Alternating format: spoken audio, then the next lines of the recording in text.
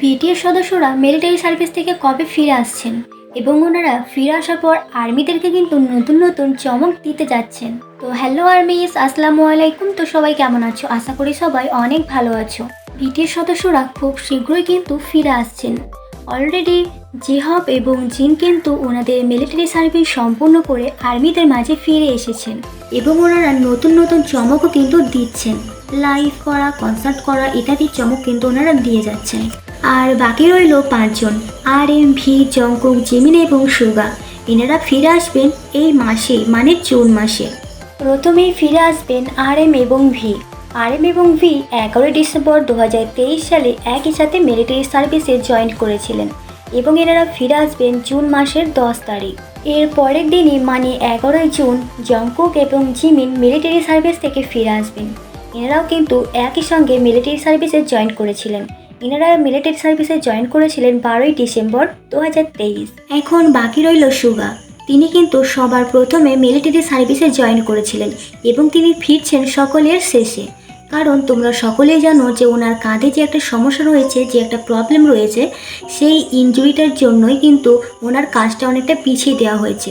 তার কারণ হচ্ছে ওনার ওই কাঁধের ইনজুরিটা নিয়ে তিনি ভারী ভারী প্রশিক্ষণ নিতে পারছিলেন না, যার কারণে ওনার কাজটা অনেকটা পিছিয়ে দেওয়া হয়। ওই কারণে তিনি কিন্তু সবার শেষেই ফিরছেন।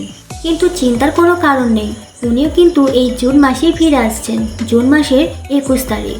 ওনারা আবারও একসঙ্গে হয়ে নিজেদের কাজ শুরু করবেন। কে মিডিয়া রিপোর্ট অনুসারে জানা গেছে 2025-এর শেষের দিকে বিটিএসের একটা অ্যালবাম প্রকাশের পরিকল্পনা রয়েছে এবং এই অ্যালবামের সামগ্রিক বিক্রয় অনেক বৃদ্ধি আশা করা হচ্ছে। আর্মিরা কিন্তু আবারও নতুন নতুন অ্যালবাম পেতে চলেছে এবং অনেক কনসার্ট, অনেক লাইভও কিন্তু পেতে চলেছে। এছাড়াও কিন্তু তোমাদের জন্য আরও একটা নতুন চমক রয়েছে। বিটিএস সদস্যরা 2026 সালে একটি ওয়ার্ল্ড ট্যুরের পরিকল্পনা করছেন, মানে বিশ্ব ভ্রমণের পরিকল্পনা করছেন। মিলিটারি সার্ভিস থেকে ফিরে আসার পর ওনারা কিন্তু অনেক দেশেই ভ্রমণ করবেন। আমাদের ইন্ডিয়া এবং বাংলাদেশ তো এখন দূরেই থাক, কারণ এটা আশা করে লাভ নাই যে বিটিএস সদস্যরা ইন্ডিয়া এবং বাংলাদেশ আসবে।